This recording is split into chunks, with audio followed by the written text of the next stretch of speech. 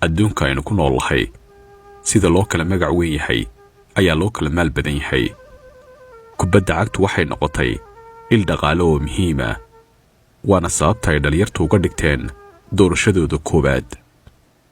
dhowaan ayaa shaaca laga qaaday xiddiga sanadkan soo hooyay dhaqaalihii ugu badnaa, wuxuuna noqday Cristiano Ronaldo, waana sanadkii afraad oo xidhiidh ah oo uu ku guulaysanayo kaalintan. ma rumaysanaysa haddii aan ku yidhaahdo sanadkan waxa uu ninkani faa'iiday adduun dhan $230 milyan. madaxweyne Trump ayaa dhowaan loo sheegay in Cristiano iyo Messi ay yihiin ragga adduunka ugu mushaharka badan. Trump waxa uu rumaysan waayey lacagta badan ee la sheegay inay qaataan labada nin.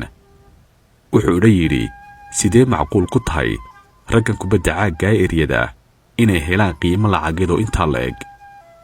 Cristiano saacadii waxa uu qaataa $22,000, maalintiina waxa uu qaataa $16,000, bishiina waxa uu qaataa $550,000, sanadkiina mushaharkiisu waa $200 milyan.